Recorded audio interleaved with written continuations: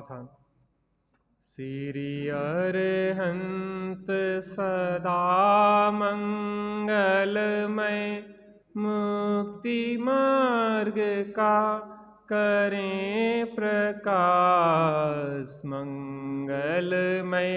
श्री सिद्ध प्रभु जो निज स्वरूप में करें विलास, शुद्धात्म के मंगल साधक साधु पुरुष की सदा शरण हो। धन्य घड़ी वह धन्य दिवस जब मंगलमय मंगलाचरण हो। धन्य घड़ी वह धन्य दिवस जब मंगलमय मंगलाचरण हो। त्वयि सति परमात्मन मादृशान मोह मुग्धान, कथम तनु वशत्वान बुद्ध के सान्यसेहम। सुगत मगधरम वा वागधीशं शिवं वा, जित भवमभिवन्दे वासुरं श्रीजिनं वा। णम्यूण जिणं वीरम् अनन्तवर्णान् दंशन् शहावं, वोच्छामिणीयं सारं केवली शुद्ध केवली भणिदम्। अथ सति परमाणोरेक वर्णादिभास्वं, निज गुण निचेस्मिन् नास्ति में कार सिद्धिः। इति निज हृदि मत्वा शुद्धमात्मानमेकं,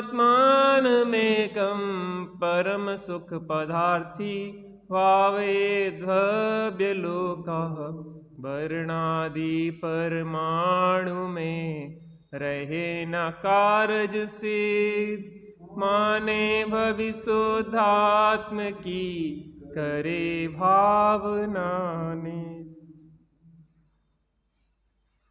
जैसे भूखे को हर जगह भोजन दिखाई देता है, ऐसे ही आत्मरस के रसिक ज्ञानी जनों को हर निरूपण में एक शुद्धात्मा ही ऊर्ध होता है।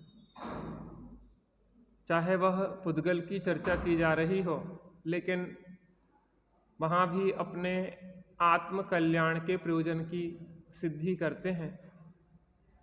ऐसे ही यहाँ पे चर्चा है। पूर्व में एक परमाणु की चर्चा की, एक परमाणु में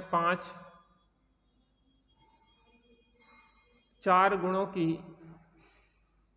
5 पर्याय बताएं।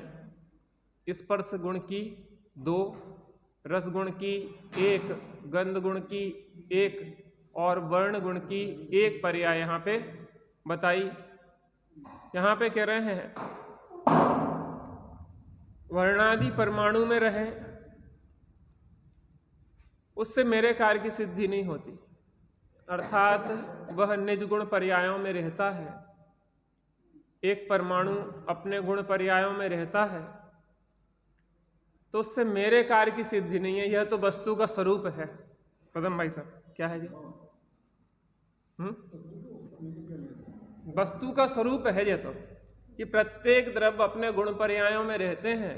ये वस्तु का स्वरूप है, इससे मेरा क्या लेना देना?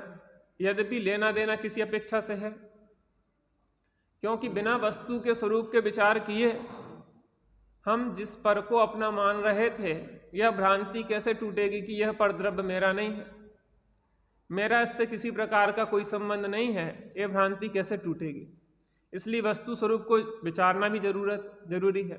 2 चीजें हैं देखो, एक सत होता है, दूसरा चित होता है। अभी अपन ने कल देखा था सत चित आनंद, 3 शब्द थे। 3 शब्द थे, सत चित और आनंद। सत का माना होता है सत्तात्मक 6 द्रव्य, समस्त लोक।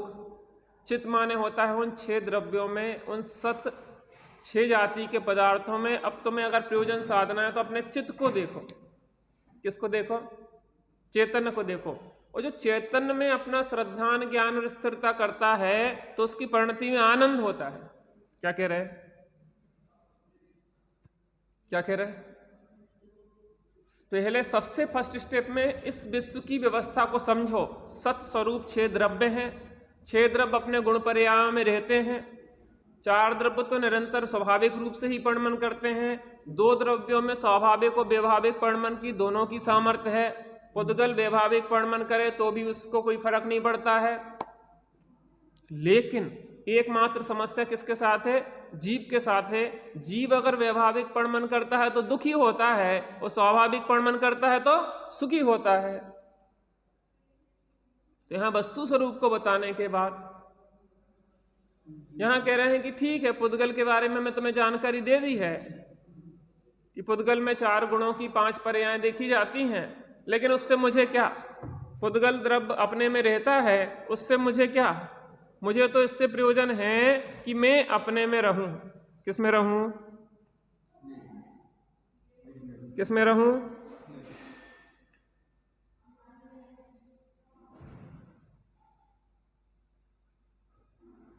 कल अपन यहां तक आ गए थे, उससे आगे बढ़ते हैं।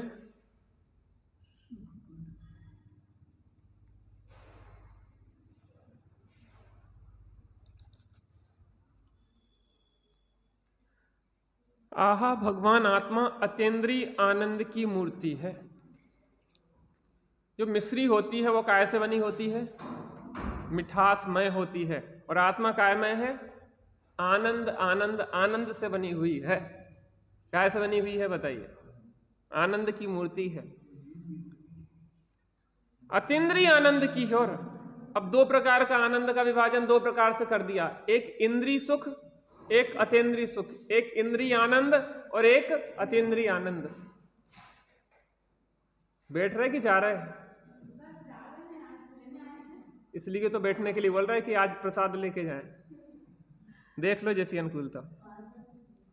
दो प्रकार का होता है सुख, एक इंद्रिय सुख और दूसरा अतीन्द्रिय सुख। इंद्रिय सुख को लोक में सुख कहा जाता है और अतीन्द्रिय सुख वास्तविकता में सुख है। क्या कह रहे हैं? दो प्रकार का सुख है, एक इंद्रिय सुख, दूसरा अतीन्द्रिय सुख। पहला सुख निरोगी काया। आपको कहने की जरूरत नहीं, 10 मिनट बाद चले जाना, वो खुद चले जाएंगे। पहला सुख निरोगी काया, दूजा सुख हो घर में माया, तीजा सुख कुलवंती नारी और चौथा सुख सुत आज्ञाकारी। तो निरोगी काया तो है ही आपकी, कोई समस्या है आपको? नहीं है। माया है कि नहीं घर में? माया ही माया है। तीजा सुख कुलवंती नारी, आपकी पत्नी भी आज्ञाकारिणी है। चौथा सुत हो गया है और संस्कार दे रहे हैं तो आज्ञाकारी होगी। तो अब तो कुछ धर्म करने की जरूरत है ही नहीं प्रभात भैया। सब अनुकूलताएं हैं। लोग में कहते हैं 10 उंगलियां घी में और सिर कढ़ाई में।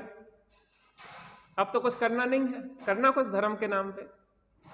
भाई साहब, जिस इंद्रिय सुख को तुम सुख कह रहे हो वहां यह कह रहे हैं कि वो सुख नहीं है।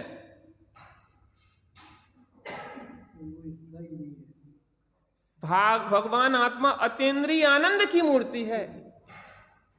इंद्रिय सुख की बात नहीं है, अतीन्द्रिय सुख की बात है, अतीन्द्रिय आनंद की बात है। इंद्रिय सुख सुख है ही नहीं, इंद्रिय सुख तो दुख है। मैं ये कह रहा, इंद्रिय सुख जो संयोग हुआ है ना, मान लो अच्छा भोजन मिला तो उसका संयोग कितने समय तक रहेगा? और एक समय के बाद संयोग को क्या होता है? वियोग होता है। संयोग को क्या होता है?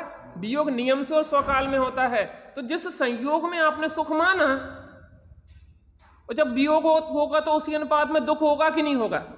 उसी अनुपात में। सोने के भाव बढ़े तो जिस अनुपात में आप हर्षित हुए थे उसी अनुपात में जब गिरेंगे तो आप विषाद युक्त होंगे कि नहीं होंगे?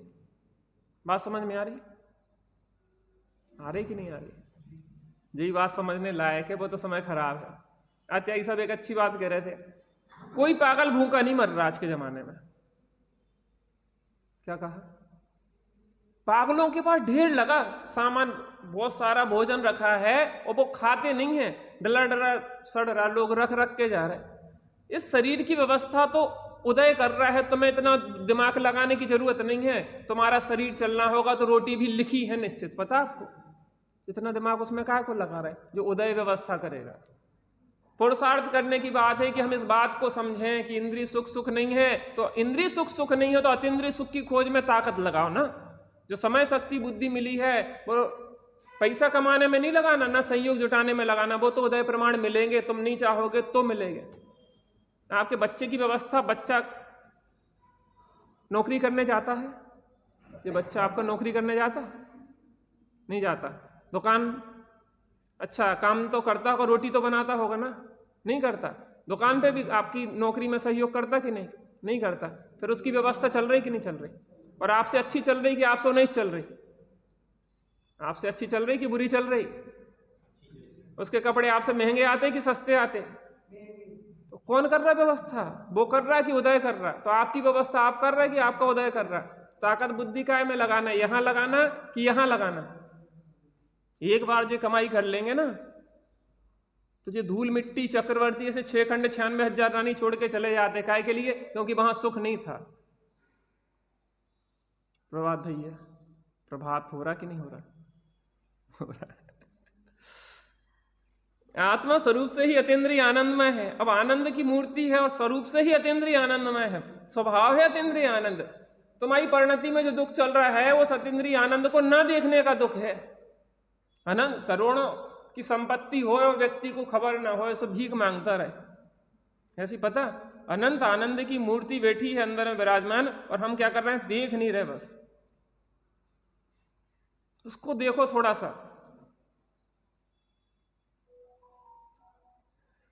अतः ऐसे सुख पद का अर्थी भव्य समूह। देखो समूह कहकर भव्य जीव भी बहुत हैं, भव्य जीवों का झुंड ऐसा कहते हैं, बहुत हैं, बहुत हैं। 700 करोड़ चौथे गुण स्थानवर्ती सम्यक दृष्टि है, लगभग कितने 13 करोड़ पंचम गुण स्थानवर्ती हैं, 3 कम 9 करोड़ मुनिराज भावलिंगी संत सदाकाल। बहुत है भव्य समूह, कोई कमी थोड़ी ना है। पता, जब हम इस निर्वृत्ति के मार्ग में आने का विचार किया, तो सब रानीपुर में रहते थे, हम 4-5 बच्चे थे, 12-13 साल की उम्र रही होगी। तो त्यागी साहब के जीवन को देख के, उनकी बढ़िया आराधना को देख के हम सबकी भावना हुई कि इसी मार्ग पे अपन को चलना है, अपन को भी आराधना करना है।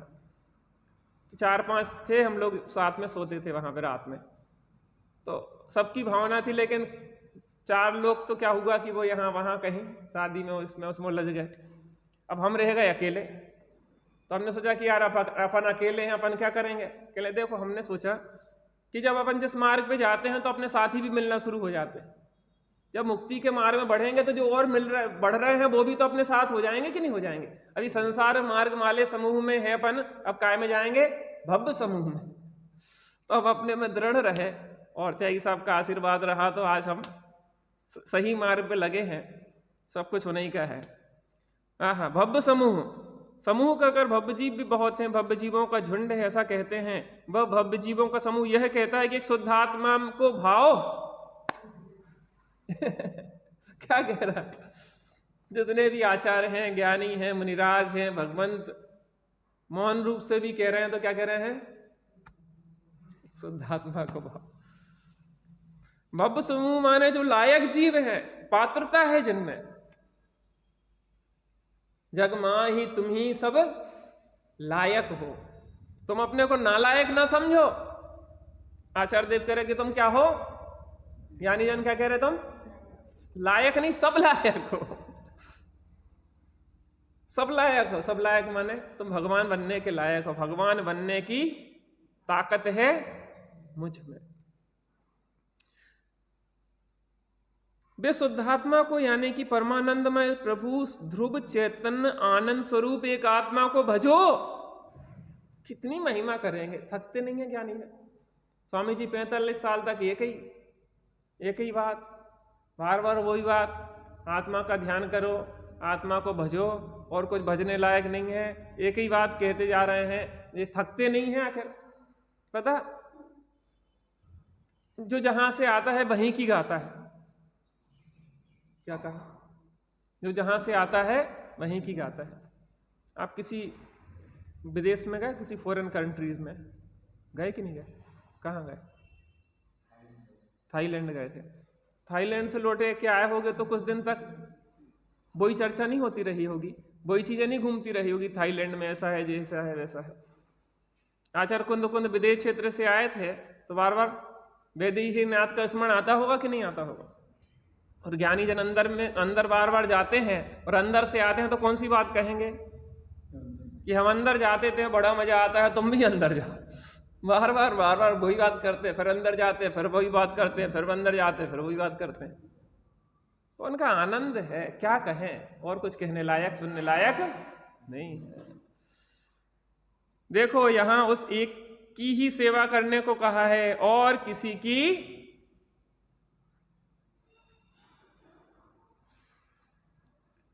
नहीं, क्योंकि देव साध गुरु की भक्ति से कल्याण,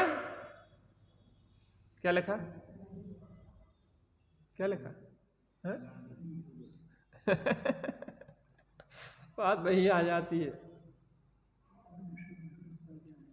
देवसात गुरु की भक्ति बिना कल्याण नहीं होता, और देवसात की गुरु की भक्ति करते रहने मात्र से भी कल्याण, क्योंकि कल्याण का मार्ग तो देवसात गुरु की भक्ति से मिलता है, लेकिन कल्याण शुद्धात्मा की भक्ति से होता है। क्या कहा? मार्ग कहां से मिलता है? देवसात गुरु की भक्ति, उपासना, स्वाध्याय से मिलता है, लेकिन कल्याण भगवान आत्मा के आश्रय से होता है। देवसात गुरु की उपासना भक्ति जिसके नहीं है उसे मार्ग कैसे मिलेगा? जिसे शुद्धात्मा की उपासना नहीं है उसे मोक्ष कैसे मिलेगा? क्या कहा? दो चीजें, मार्ग और मार्ग का फल। सच्चे देवसात गुरु के निकट नहीं आओगे तो मुक्ति का मार्ग नहीं पता पड़ेगा, और शुद्धात्मा के निकट नहीं आओगे तो परमार्थ मुक्ति मार्ग पूर्वक मोक्ष प्राप्त नहीं होगा। इसलिए क्या करो? एक शुद्धात्मा को भजो। आहा,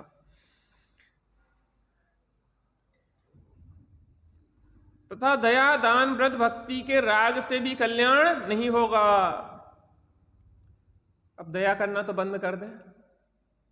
अभी हमारे सामने पट्टी पे एक ठेला वाला सोता है, तो तबीयत खराब थी, सुबह हम घूम के आए तो देखा तो बीमार सा देखा, हमने उसको थोड़ा जगाया। क्या हो गया? कहने यार बहुत शरीर में तकलीफ है, पूरा शरीर सूज रहा है, निमोनिया हो गया, ठंड लग गई। बाहर लेटता है तो क्या है भैया? अब दवाई क्या है? हमारा यहाँ हम बाहर के रहने वाले हैं तो आधार बना नहीं है, तो कहीं हमीदिया वगैरह में हमें एडमिट नहीं करते, पैसा हमारे पास है नहीं कि हम दवाई करवा पाए। तो हम आए, तो हमने उसको पैसा दिए तो चले आए। तो दान देने से तो धर्म होता नहीं है, तो दान देना बंद कर दो। अब सोचो, ये बैलेंस है। दान दे के हम समझ लें कि हमारा धर्म हो गया और हम वहीं अटक जाएं, ये बहुत बड़ी भ्रांति है। लेकिन क्या ज्ञानियों के जीवन में दूसरों को देख के करुणा पूर्वक दान देने का भाव आएगा कि नहीं आएगा? और हम ये कह रहे हैं ज्ञानी के जीवन में और अधिक आएगा। अभी तो तुम्हें दो चार परिवार के लोगों के प्रति अगर भाव आता है, फिर तुझे लगेगा अयम निजा परोबेती गणना लघु चेतसाम उदार चरिता नाम तू वसुधैव कुटुंबकम। भारत की नीति क्या है? वसुधैव कुटुंबकम की।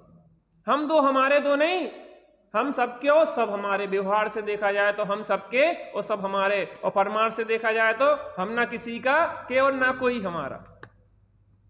जी बैलेंस सीखो भैया, बैलेंस सीखो। जैसे आपने अभी दान दिया, ठीक है, और वो व्यक्ति तो शराब पीता है और अभी तो वर्तमान में तो बुखार है या जो भी निमोनिया है, तो फिर अपन कैसे उसको विश्वास कर ले कि वो डॉक्टर को दिखाएगा? हाँ, वो व्यर्थ में पैसा चला जाएगा। शराब उसने कई सालों से नहीं पी, क्योंकि उसको समस्या लीवर में खराब है। वो शराब पीता है तो वो खुद ही शरीर एक्सेप्ट नहीं करता, तो उसको पहले नियम दिलवाया कि शराब और मांस का त्याग करो, तब पैसा दिए हमने, हमें पता है, और त्याग हिसाब से समझ के दिए। विवेक रखना जरूरी है, लेकिन वो हमें ऐसा लग रहा है कि इसकी इतनी सीरियस है कि वो मर ना जाए बेचारा, तो मरते में तो वो शराब तो नहीं पिएगा, कम से कम दवाई ले आएगा। बाकी दुनिया में क्या हो रहा है, हम अपने भावों का फल पाते हैं। अधिकतम विवेक का प्रयोग करें, बाकी अपन किसके पीछे पड़े रहें। सामने दिख रहा है कि एक बहुत तकलीफ में है तो अपन को एक भाव आया, ठीक है, लेकिन मतलब इतना सा है कि इससे ये नहीं है कि धर्मात्माओं के जीवन में लौकिक व्यवहार छूट जाता है, वो उत्कृष्ट होता है, बल्कि सबके साथ जुड़ जाता है। पशु पक्षी को भी तकलीफ होती है तो वो क्या करता है, उसके प्रति भी आत्मीयता से उसका भी ध्यान रखता है। ऐसा नहीं है, रूखा नहीं हो जाता, शुष्क ज्ञानी नहीं हो जाता, उसकी परिणति भीगी हुई होती है। पोरस और सिकंदर का नाम सुना ना, पोरस, तो उसके लिए भविष्यवाणी की थी भविष्यवेत्ता ने कि इसका शरीर तो लोहे की तरह होगा और जो दिल होगा वो इतना कोमल होगा मोम की तरह कि किसी को भी देख के पिघल जाएगा। वो शरीर को कितना ही आघात हो जाए वो लोहे जैसा मजबूत होगा, लेकिन दिल दूसरे की थोड़ी सी भी पीड़ा देख के एकदम पिघल जाएगा। ज्ञानियों का हृदय एकदम मृदु होता है कि वो प्राणी, चींटी को, चीटा को, छोटे छोटे जीवों को देख के भी हम जब मच्छर मक्खियों की रक्षा करते हैं तो अपना अंदर कितना करुणा होती है। लेकिन उससे धर्म मान ले ये तो भ्रम हो जाएगा ना। वो सहज परिणाम आता है लेकिन उसमें धर्म नहीं है, इस बात का बार बार निषेध करा जाता है, क्योंकि हम अटक जाते हैं। लोग पता क्या करते, दया परोपकार के काम में लग जाते, जो ही तो धर्म है, ये के आगे है का, इस मानव सेवा ही धर्म है, पशुओं की सेवा ही धर्म है, और वीगन बन गए तो वीगन ही में जिंदगी निकल गई। बात ये नहीं है कि आज वर्तमान में पशुओं के साथ गलत हो रहा है तो आप उससे बचें, लेकिन इसका मतलब नहीं है कि पूरा जीवन उसी के लिए लगा दें। ठीक है, आप अपने जीवन को बचा सकते हैं, बाकी उन जीवों का भी विचार करें, लेकिन उसमें लग के परमार्थ आत्मानुभूति रूपी धर्म को छोड़ दें तो वो तो फिर आपके लिए अकल्याण का निमित्त बन गया, आप अटक गए कहीं ना कहीं। इसलिए बार बार कहना पड़ता है कि दान, दया, दान, व्रत, भक्ति के राग से भी कल्याण नहीं होता। कितने समय तक भक्ति करते रहें कि मोक्ष हो जाए? इस एक समय की वर्तमान दशा को भजने से भी कल्याण नहीं है। बात समझ में आ रही? वर्तमान एक समय की जो पर्याय है ना, उस पर्याय की दृष्टि करने से भी मोक्ष नहीं है। पर्याय को नहीं भजना, भजना किसको है? त्रिकाली को। किसको भजना है? त्रिकाली को भजना है, क्योंकि पर्याय एक समय की है, उस पर दृष्टि टिक नहीं सकती। टिकेगी कहां? जो एक ध्रुव त्रिकाली है उस पर दृष्टि टिकती है। भाई यहां तो आत्मा की बात है, यह आत्मा प्रभु है, सच्चिदानंद की मूर्ति है। कितना कितना कितना कहे, वाणी थक जाती है, लेकिन उसकी महिमा नहीं कही जा सकती। बनाबू पत्र कुंदन न रत्नो न अक्षरो लिखी, तथापि कुंद सूत्रो न, नहीं कह सकता। इस पूरी वसुधा को मैं पत्र बना दूं और जितनी वनस्पति है उनकी कलम बना दूं और जितने समुद्र हैं उनकी स्याही बना दूं और उस शुद्धात्मा की बात अनंत काल तक लिखता रहूं तो भी नहीं लिख सकता हूं। लेकिन एक समय की अनुभूति में उसको अनुभव किया जा सकता है। संकित एक समय की अनुभूति में उस शुद्धात्मा का अनुभव किया जा सकता है। ना लिख सकते हो, ना कह सकते हो, ना अंत में वचन थक जाते हैं, चिंतन थक जाता है, लेकिन अनुभूति में एक समय में आ जाता है। अभी ध्यान की प्रेरणा देंगे स्वामी जी, देखिए उसमें अनंत अनंत शक्तियां हैं। आहा, वह अनंत अतीन्द्रिय आनंद से परिपूर्ण है। नहीं लगता कि एक बार देखें तो सही, जिसकी चर्चा इतनी सुंदर, क्या रखा है? घर गृहस्थी, बीवी बच्चे, व्यापार धंधा, इन्हीं से बाहर नहीं निकल पा रहे हम। थोड़ा निर्भर होके जीना सीखें, थोड़े इन सब चिंताओं व्याकुलताओं को छोड़े। बस देखता रहे जो हो रहा है होने दे, बस देखता रहे। तू ज्ञाता रहे ना। जानने देखने के अलावा कर क्या सकता है? अपने शरीर से भी जो क्रियाएं हो रही तुम उसके भी ज्ञाता हो, उठने वाली भावों की तरंगे हैं उसके भी साक्षी बन के देखो। आते हुए जाते हुए विचारों को आने जाने दो, रोको नहीं। रोड पे लोग चल रहे हैं तो आप क्या करते हो? जानते देखते हो, रोकते पकड़ते हो क्या? आती जाती विचारों की धाराओं को, शुभाशुभ धाराओं को आने जाने दो, तुम साक्षी बन जाओ, साक्षी में स्थापित हो जाओ, उसी क्षण आत्मा की अनुभूति हो जाएगी। हटाने छुटाने की बात नहीं, बस देखता रहे और कुछ करना नहीं, ज्ञाता हो। वह अनंत अतीन्द्रिय आनंद से परिपूर्ण है, इसलिए भव समूह ऐसे एक शुद्धात्मा को ही भजो। देखो, शुद्धात्मा को एक को भावे अन्य को नहीं, ऐसा कहते हैं। एक अपने शुद्धात्मा को भाव, अन्य शुद्धात्माओं की भावना करने से भी कल्याण नहीं होगा। एक शुद्धात्मा सिद्धात्मा भी है, एक शुद्धात्मा सिद्धात्मा भी है, लेकिन सिद्धात्मा को भाने से शुभ भाव होगा, लेकिन शुद्धात्मा को भाने से शुद्ध भाव होगा। एक शुद्धात्मा को भाव, एक अपने शुद्धात्मा को भाव। उनकी शुद्धात्मा को देखने से प्रेरणा मिलेगी, मार्ग खुलेगा, लेकिन मुक्ति मार्ग तो निज शुद्धात्मा को देखने से ही मिलेगा।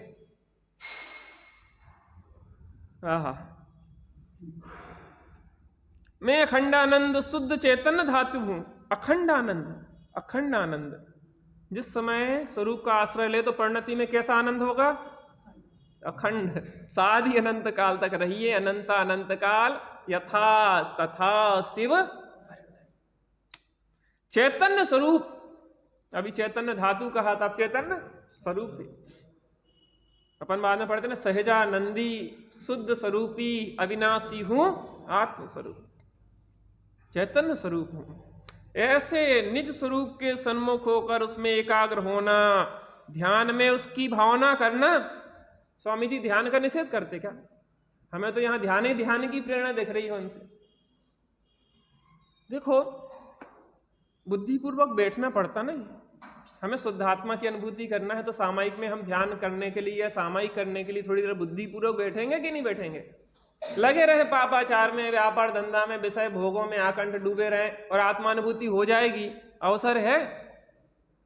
अरे सट कर्माणी दिने दिने, भगवान की रोज पूजा करो, रोज अभिषेक करो, भगवान की निकटता करो, ज्यादा से ज्यादा समय यहां इन्वेस्ट करो। पैसा कहां इन्वेस्ट करना चाहिए? सोने चांदी में, प्रॉपर्टी में, क्या में लगा?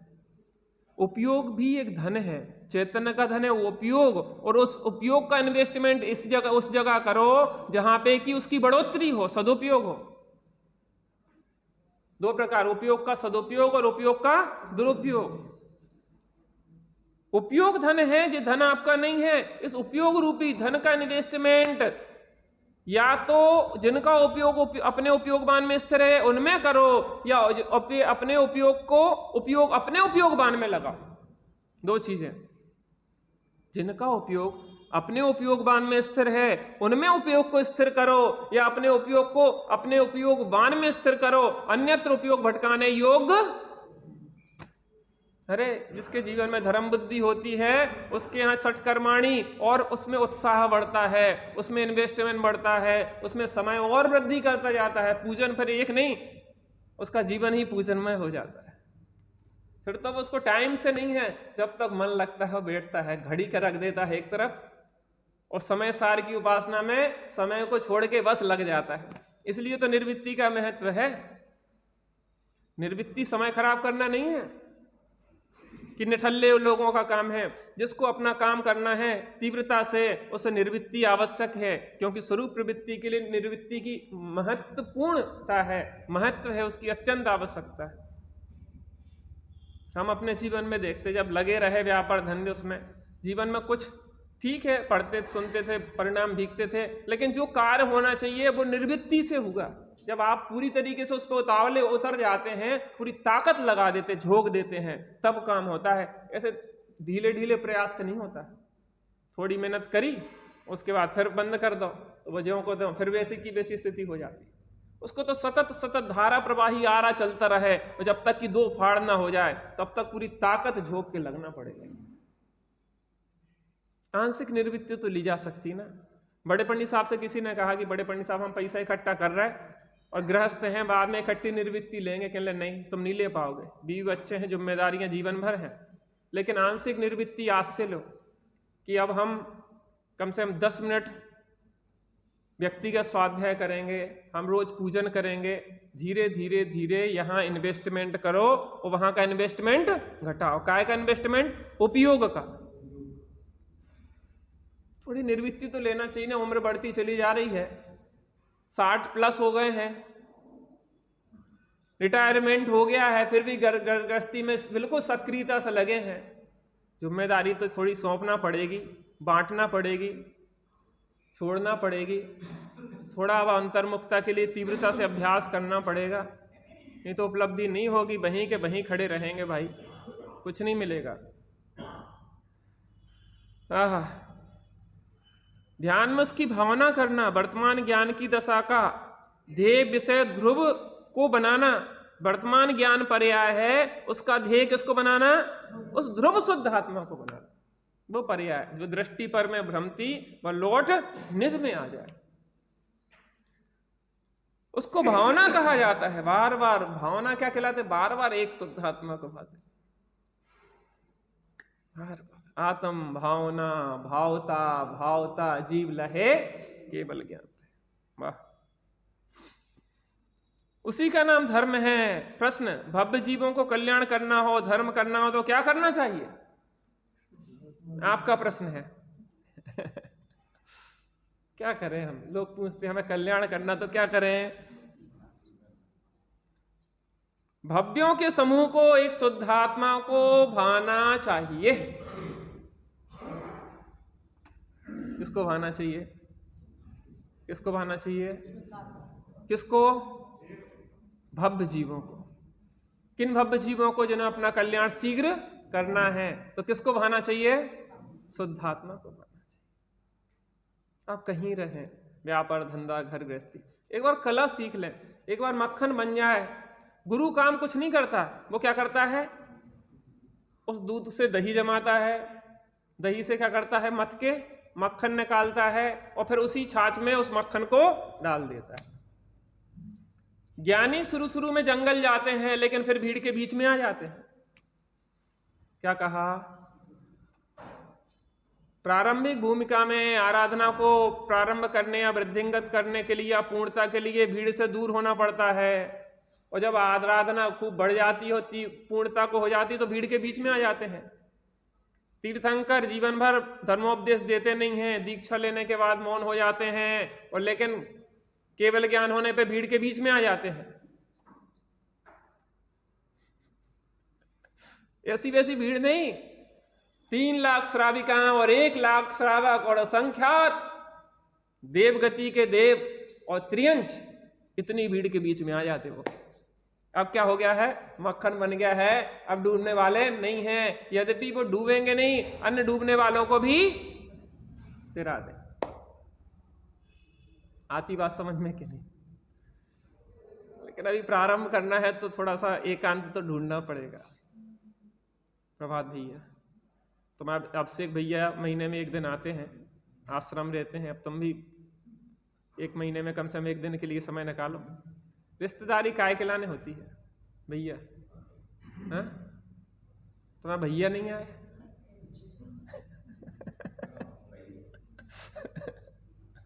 वो कहते ना, एक पति पत्नी एक रेस्टोरेंट में भोजन करने गए, तो पहले पति भोजन कर रहा था और पत्नी पंखा झल रही थी,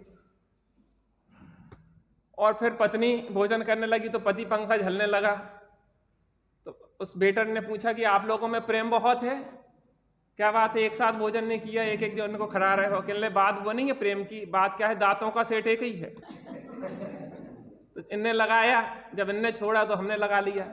ऐसा लगता है कि चप्पलों का सेट एक ही है, एक जन पहन के आ जाते हैं तो दूसरे चप्पल नहीं मिलती, इसलिए वो आ नहीं पाते। अरे मंदिर तो बिना चप्पल के भी आ सकते हैं आप, और बिना चप्पल के आना चाहिए वैसे तो। हाँ भाई, शुद्धात्मा क्या है पहले जानना तो चाहिए ना कि शुद्धात्मा क्या है। हाँ भाई, शुद्धात्मा क्या है, पर्याय क्या है, राग क्या है, संयोग क्या है, यह सब सुखार्थी को जानना पड़ेगा। प्रश्न किया, क्या प्रश्न किया? पहले शुद्धात्मा को जानना तो पड़ेगा ना, जानना तो पड़ेगा। उसमें क्या है, बिन जाने थे दोष गुण को कैसे तजिए गई। देखो, 7 तत्व में हीगे उपाधि का निर्णय करने के पहले सात तत्व को ज्ञेय कहा। जब तक जानेंगे नहीं तो कौन ये है, कौन ज्ञेय है, कौन उपादेय है, कैसे निर्णय करेंगे।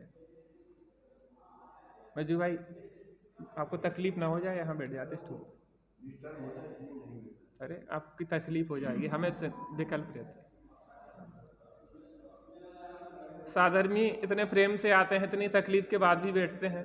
हम सब भव्यों का समूह है। कोई बात नहीं, थोड़ा समय लगेगा, लेकिन 2 4 10 हजार लाख भाव भी लग गए ना तो ज्यादा नहीं है।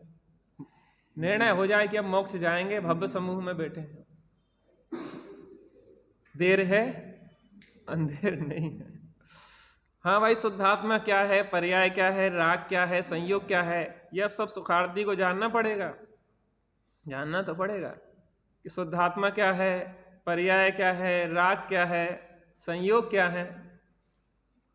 जरूरी है, क्योंकि नव तत्वों की भिन्नता जाने बिना एक शुद्धात्मा में कैसे आएगा। ध्यान से सुनना इस बात को। तत्वार श्रद्धान सम्यक दर्शन है, आत्म श्रद्धान अकेला सम्यक दर्शन नहीं कहा। 7 तत्वों को जानना जरूरी है, और 7 तत्वों को जानने के लिए देव सद्गुरु को जानना जरूरी है। क्या कहा? सबसे पहले सच्चे देव सद्गुरु का श्रद्धान सम्यक दर्शन, फिर जीवादि 7 तत्वों का श्रद्धान सम्यक दर्शन, फिर स्वपर का श्रद्धान सम्यक दर्शन, फिर शुद्धात्मा का श्रद्धान सम्यक दर्शन। कौन सा सम्यक दर्शन? चारों। क्योंकि देव सद्गुरु को जाने बिना 7 तत्वों को कैसे जानकारी होगी, और 7 तत्वों को जाने बिना स्वपर का भेद विज्ञान कैसे होगा, और स्वपर के भेद विज्ञान बिना शुद्धात्मा का श्रद्धान ज्ञान और अनुष्ठान कैसे होगा। क्रम है, अक्रम रूप से काम नहीं होता, क्रम भंग काम नहीं होता। कल बात कही थी, बनियान उतारना है तो पहले जैकेट उतारना पड़ेगी। पूजन करना धर्म नहीं है, तो हमने तो पूजन कर वो बंद कर दी। इसके लिए बोला था, ये कहा था पूजन करना ही धर्म नहीं है तो व्यापार धंधा बीवी बच्चन में धर्म काहे को लगे, सबसे पहले वो छोड़ो। लेकिन पूजन करते हुए भी धर्म है, जिस बुद्धि को छोड़ना है, ना कि पूजन करना छोड़ना। पता, स्वभाव छोड़ा नहीं जाता, छूट जाता है। क्या कहा? स्वरूप स्थिरता से स्वभाव छूटता है, छोड़ा नहीं जाता। टोडर मल्ली साहब ने रहस्यपूर्ण चिट्ठी में लिखा कि मैं ज्ञान वाला हूं, मैं दर्शन वाला हूं, मैं चारित्र वाला हूं। पहले ऐसा विचार चलेगा, ऐसा विकल्प चलेगा, फिर विकल्प तो छूट जाएगा और स्वरूप रह जाएगा। तो विकल्प छूट जाएगा कि छोड़ना पड़ेगा? छूट जाएगा। तो विकल्प बुद्धिपूर्वक करोगे कि नहीं करोगे? देव सद्गुरु का निर्णय करोगे कि नहीं करोगे?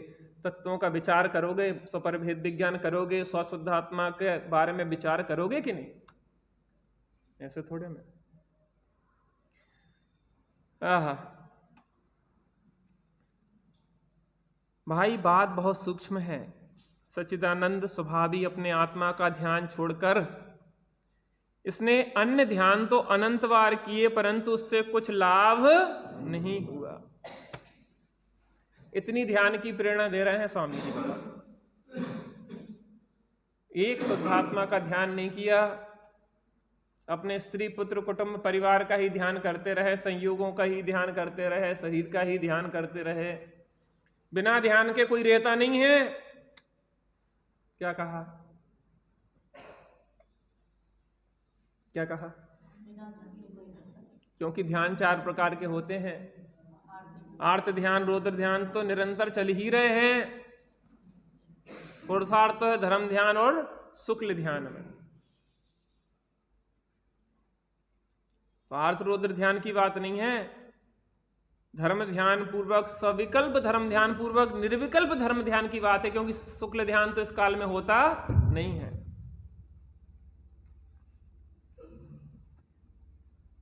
आर्त रौद्र ध्यान तो पाप रूप है, लेकिन धर्म ध्यान के 2 भेद हैं, पुण्य रूप और दोनों में चले जाते हैं अपन। धर्म ध्यान के दो रूप हैं, एक स्वभाव रूप और एक शुद्ध भाव रूप।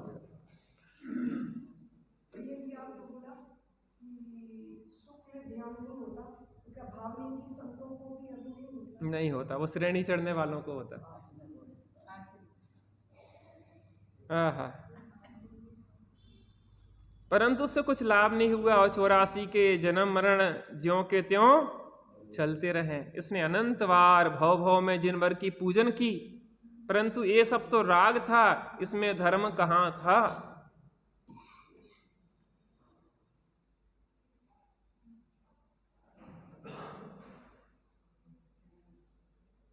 हुकमचंद जी भाई साहब, आज मित्र को लिवा ले आए आप। सच्चा मित्र कौन है? जो मित्र को काय में लगाए? धर्म में लगाए। लेकिन मित्र क्या है कि कभी कभी पकड़ में आ जाते हैं, कभी कभी छुटक के चले जाते हैं। मास्टर साहब, अब यहाँ पे मास्टरी हासिल करना है, वहां पे भेद विज्ञान की कटिंग करी, अब यहाँ पे भेद ज्ञान करो तो कल्याण हो जाए। और कहीं सहाय नहीं है, कोई सहाय नहीं है इस पंचम काल में। इस बात को बराबर समझना चाहिए। इसने अनंत बार भव भव में जन्मर की पूजन की, परंतु ये सब तो राग था, इसमें धर्म कहाँ था।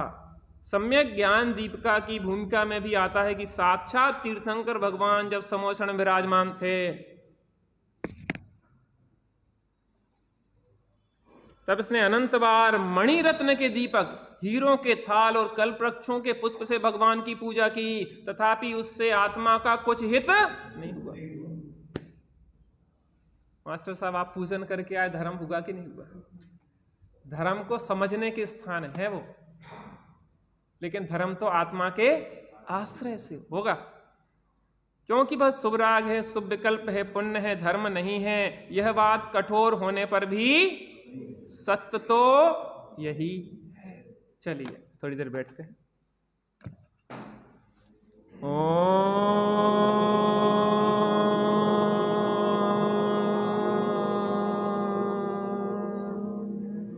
शांति शांति शांति।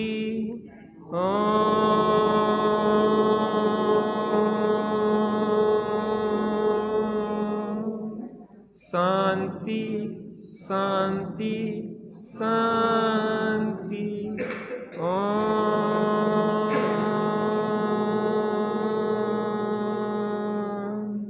शांति शांति शांति। अनावश्यक, आवश्यक और परम आवश्यक। जिस घर गृहस्थी की उलझन में हम उलझ गए हैं, अगर ना उलझते तो भी जीवन चल सकता था। इसलिए वह अनावश्यक कार्य है, व्यापार धंधा, बीवी बच्चे, वो तो मजबूरी है, वो कोई जरूरी नहीं है। आवश्यक तो सट आवश्यक है। रोज देव पूजा करो, गुरुओं की उपासना करो, स्वाध्याय, संयम, तप और दान करो, लेकिन यह आवश्यक है।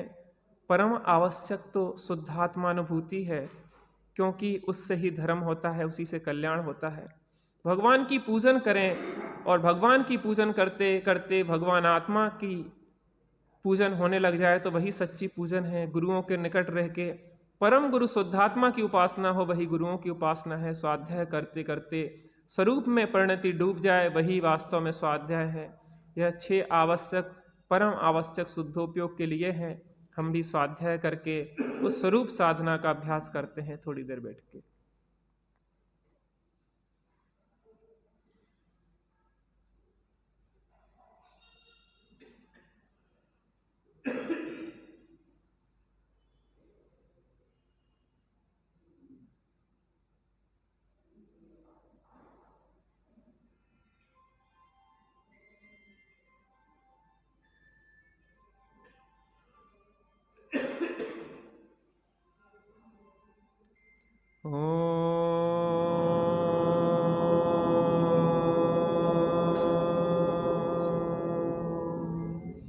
शांति शांति शांति।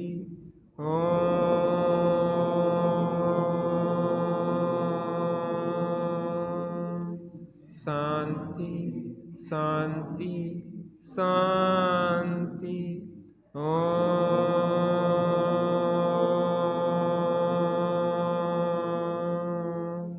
शांति शांति शांति। सहजानंदी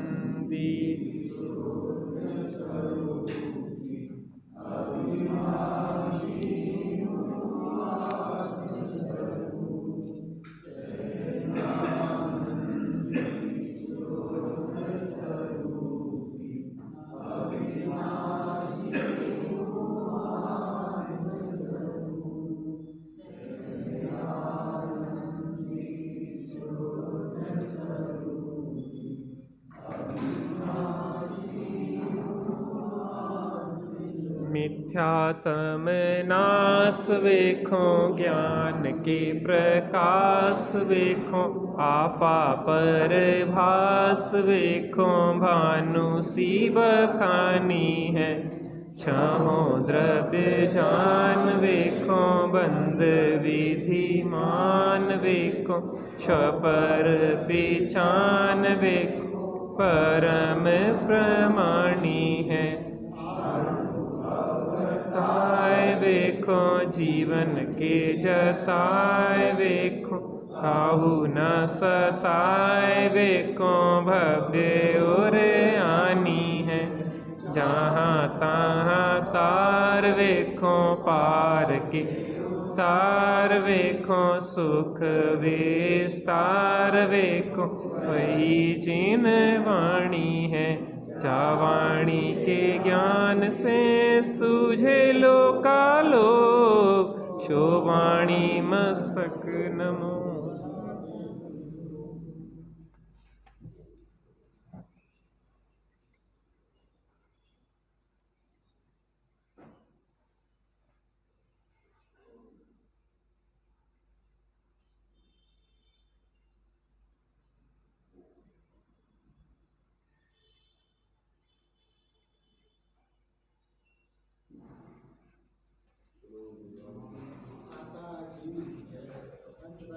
जिह्वा में घी